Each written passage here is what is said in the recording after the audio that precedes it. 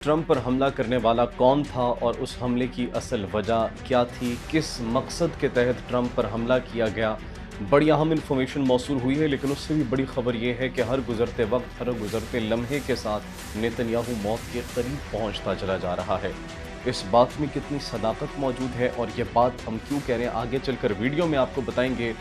भारत पाकिस्तान के मुख्तलिफ शहरों के ऊपर एक साथ ही निशाना बनाने की तैयारी कर रहा है। ऑपरेशन सिंदूर जो भारत अभी तक क्लेम कर रहा है कि we have paused that, we will soon resume it, we will soon start it again and that will be operation Sindoor 2.0। ये जो धमकियां ऑपरेशन सिंदूर 2 की दी जा रही है, भारत ने एक खतरनाक मंसूबा तैयार किया, लेकिन पाकिस्तान ने उसको कोप करने के लिए जो रिस्पॉन्स दिया है, इस मरतबा हमारी retaliation it will be different from the past time.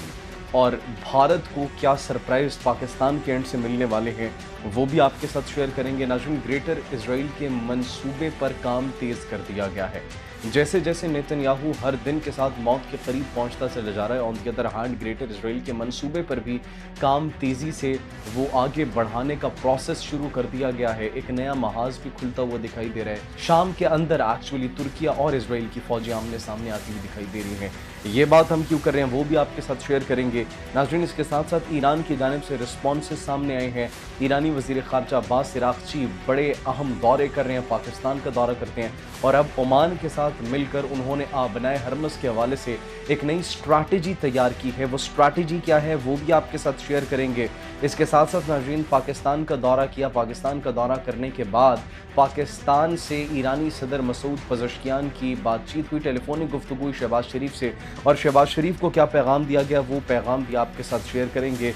जो मज़ीद डेवलपमेंट्स है सब पर आज हम बात करेंगे। सबसे पहले नाज़रीन आपको बताते चलें कि पाकिस्तानी वज़ीर दिफ़ा ख्वाजा आसिफ, उन्होंने एक स्टेटमेंट दी, प्रेस कॉन्फ्रेंस करते हुए उन्होंने एक्चुअली उन तमाम तर अज़ाइम के मुतालिक बताया जो भारत के इस वक्त हैं, उन नापाक अज़ाइम भारत के जिसके तहत वो पाकिस्तान पर एक मरतबा फिर से हमला करने की कोशिश कर सकते हैं।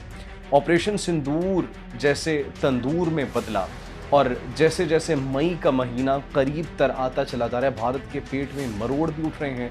ऑन दी अदर हैंड वो बारहा ये धमकियां दे चुके हैं कि ऑपरेशन सिंदूर पॉज हुआ है, हम इसे रिज्यूम करेंगे।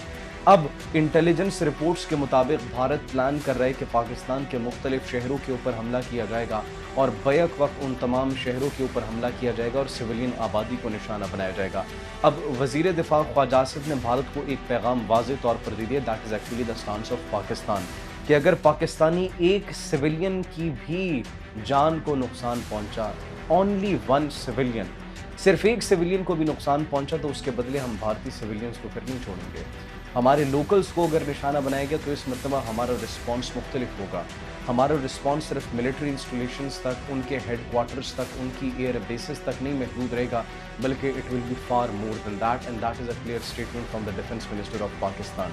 पाकिस्तानी वज़ीर दिफ़ा ख्वाजा आसिफ ने कह दिया है, अगर एक भी सिटीज़न हार्म हुआ और उसके पीछे भारत का हाथ हुआ तो फिर भारत भूल जाए कि उनके साथ पाकिस्तान क्या करने वाला है। हम उनके साथ जो करेंगे फिर पूरी दुनिया देखेगी कि उनका क्या हाल होता है। ऑन द अदर हैंड नाज़रीन, ग्रेटर इजराइल का प्लान भी बड़ी तेज़ी से इम्प्लीमेंट होता हुआ दिखाई दे रहा है और शाम के अंदर बड़ी इस वक्त हलचल हम देख रहे हैं।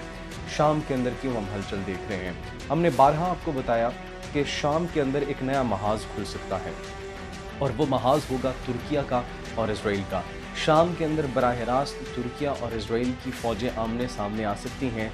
एंड नाउ वो जो हम आपको ख़बरें दे रहे थे कि शाम के अंदर एक महाज बनेगा, अब उन ख़बरों के अंदर हमें हकीकत भी दिखाई दे रही है और इजराइल के एक्शंस के बाद हमें वो नया महाज खुलता हुआ दिखाई भी दे रहा है। सवाल ये है कि क्यों खुलता हुआ दिखाई दे रहा है? इसलिए खुलता हुआ दिखाई दे रहा है क्योंकि इजरायली फोर्सेस ने जनूबी शाम में कंतीरा नामी जो देखी इलाके हैं वहाँ पर अपनी चेक पोस्टें लगाना शुरू कर दी हैं, छापा मारकर आर्जी चौकियाँ कायम कर ली हैं और मकामी अफराद की, लोकल्स की वहाँ पर चेकिंग उन्होंने शुरू कर दी है।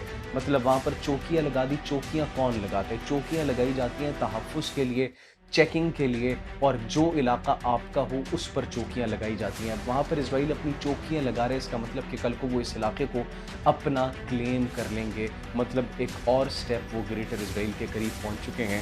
اور جو ترکیہ ہے انہوں نے اس کو ان ایکسیپٹیبل اس اقدام کو قرار دیا ہے اور یہ کہا ہے کہ اسرائیل اپنی حد میں رہے. اگر انہوں نے ایک بھی قدم آگے بڑھانے کی کوشش کی تو پھر ان کے لیے یہ بہت برا ہوگا.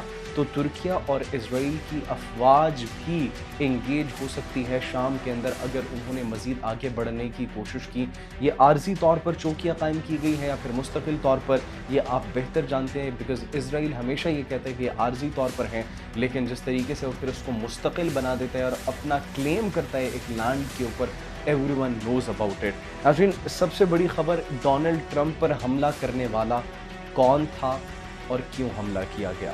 سول وار کا ہم نے لفظ استعمال کیا کہ ایک سول وار بھی شروع ہو سکتی ہے امریکہ کے اندر. The question is why and how.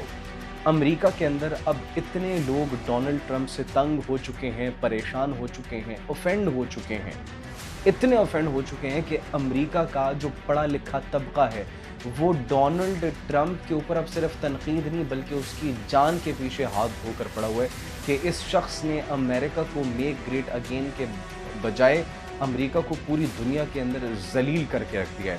And these are the sentiments of most of the majority of the people of United States right now. I'm not saying this. The surveys of CNN are saying this. International reports are saying this.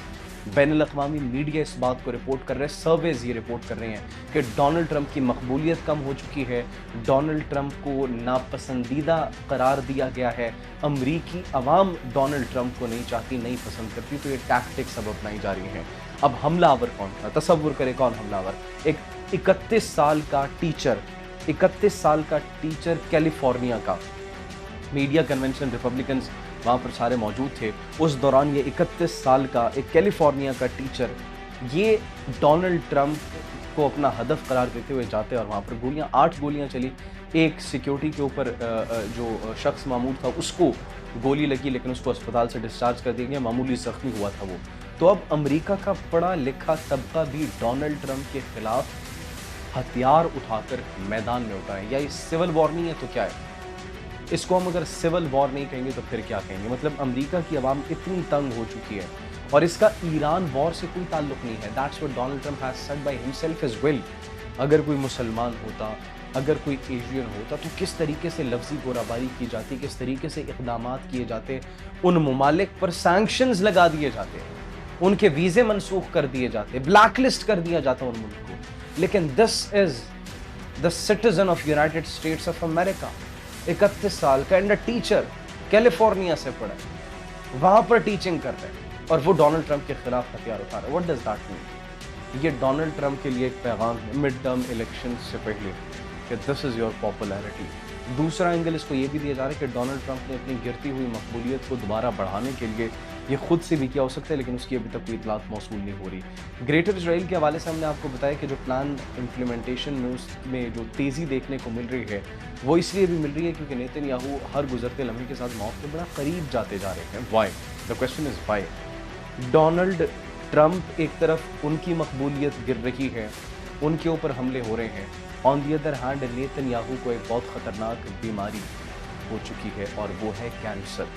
یہ Nitin Yahoo نے خود ایک tweet کی اور اس کے اندر انہوں نے کہا کہ میرا جو پہلا پروسیس تھا, پہلی جو سرجری تھی وہ کامیابی سے ہوگی. پروسٹیٹ کینسر کے حوالے سے کہا جا رہا ہے کہ ان کو یہ کینسر ہے جس سے متعلق جو ریز ہے اور ریفلیکشنز اور ریز کے تھرو ان کو ڈائگنوز کیا گیا ہے اور ہی از ہیلدی ناؤ. لیکن یہ بات دنیا کو پتہ چل چکی ہے کہ اس کے اندر کینسر کی تشخیص ہوئی ہے اور وہ ایک کینسر کا پیشنٹ ہے.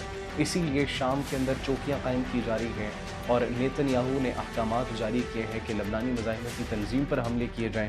Despite of the ceasefire لبنانی مزاحمتی تنظیم پر حملے شروع کر دیے گئے ہیں, بڑے پیمانے پر حملے کیے گئے ہیں اور اس کے ساتھ ساتھ 4 جو مسلمان ہیں ان کے شہید ہونے کی اطلاعات اس وقت موصول ہو رہی ہیں. امریکہ نے وفد بھیجنا تھا پاکستان لیکن پاکستان بھیجنے سے پہلے اس وفد کو منع کر دیا گیا. उस वफ़्त को रोक दिया गया पाकिस्तान जाने से पहले, क्योंकि ईरान की जानिब से रिस्पॉन्सेस सामने आ चुके थे। अब्बास इराक़ची पाकिस्तान आए, पाकिस्तान को हमने पिछले व्लॉग में आपको बताया था कि क्या पैगाम उन्होंने दिया। अब ओमान चले गए हैं, ओमान में वहाँ पर उनके सुल्तान से मुलाकात हुई है। बनाए हरमज़ के हवाले से उन्होंने कहा कि हम आपको भी हिस्सा देंगे, 50% शेयर आपका बनता है, 50% हमारा बनता है, हम दोनों मिलकर इस ट्रेड को कंट्रोल करेंगे, दुनिया हमारा कुछ नहीं बिगाड़ सकती। That's what we are getting right now.